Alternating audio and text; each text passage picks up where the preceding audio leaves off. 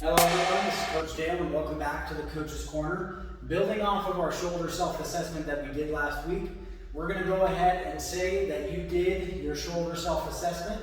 You identified that you in fact have a mobility issue or restriction at the shoulder. So you, in the standing, were not able to reach overhead, and then when laying on the ground, when adding stability to the scapula, to the shoulder blade, you still were not able to reach the arms to the ground or into the overhead position, or into this shape.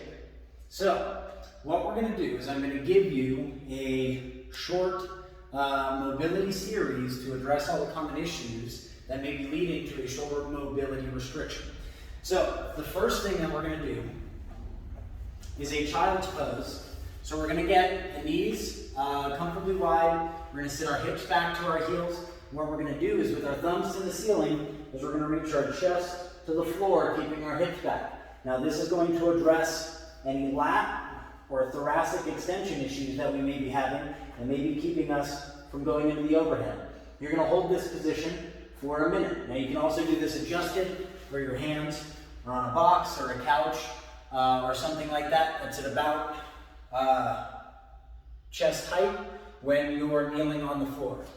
From there, we're going to go into an individual pec stretch, right? So you're going to find a door frame, right? This is a series that doesn't require any tools. You can do it at home.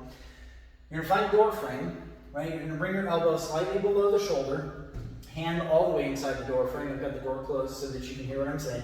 But what you're going to do is you're going to step in here, bringing your whole body with you, right? You don't want your torso doing anything crazy, right? You want to mimic that overhead position we're trying to get into.